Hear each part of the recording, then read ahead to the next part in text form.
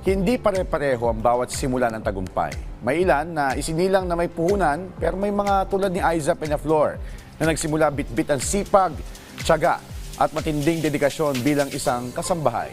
Hindi siya tumigil abutin ang kanyang mga pangarap, kaya't ngayon, isa na siya matagumpay na events place business owner. Alamin natin ang kanyang kwento dito sa Negosyo Tayo.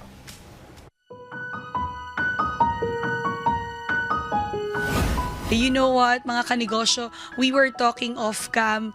I was amazed and of course inspired by your story. You started as a kasambahay, you were an household helper. Kamusta yung naging journey mo noon? Can you take us back?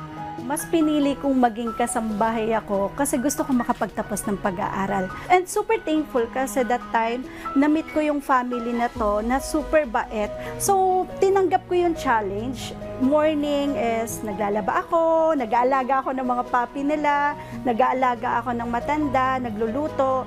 And then sa afternoon, papasok ako ng around 2 p.m., out ako ng 8 p.m. sa school. When you were juggling both of your work, nag-aaral ka, nagtatrabaho ka rin sa gabi, what was on your mind? Bakit gusto mong maging successful? Gusto ko makapagtapos kasi I know na yung pag-aaral yung magiging way ko para makaangat ako sa buhay, na makaalis ako sa hirap. Paano ka napasok sa mundo ng pag-events? Meron akong friends na may sarili siyang events coordination team, and every time na day off ako, lagi akong nagpapa-sideline sa kanya. Pagdating ng 5 years, nagkaroon ako ng baby. So doon ako parang hindi ako na-satisfied na ay kulang, hindi enough yung sahod ko. So doon ako nag-decide na mag-put up ako ng sarili kong company. As in talagang super thankful ako kasi 3 years pa lang yung first company ko. Pinag-resign ko na yung asawa ko sa trabaho. And then sabi ko sa kanya, Han, tulungan mo na ako. From 3 events per month, na natatarget ko yung 10 to 15 events per month. And then, pagkaroon ng 5 years namin, nag-decide kami ng asawa ko na mag-put up kami naman ng events place. Tinayo namin siya noong 2020, kasagsagan ng pandemic, na akala ko hindi na siya matutuloy.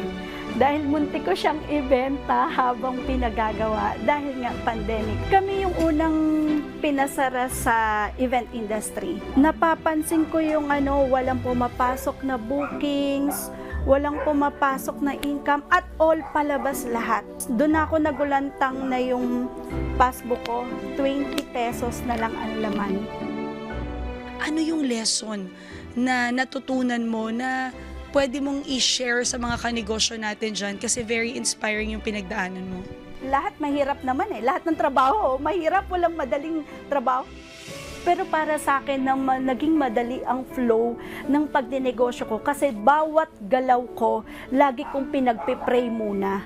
Bawat desisyon naming mag-asawa, bibili ng ganito, mag-e-expand kami, and now nagpapatayo na kami ng aming accommodation. Pray po muna. Huwag kayong matakot magnegosyo. Huwag kang magpapapigil dahil sa takot sa iyong isip. Sa halip ay gawin mong inspirasyon ang mga pangarap mo sa puso.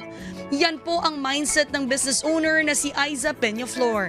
Till next time mga kanegosyo, isang nakaka-inspire na business story at business tips na naman ang ibabahagi namin sa inyo. Kaya naman tara, negosyo tayo!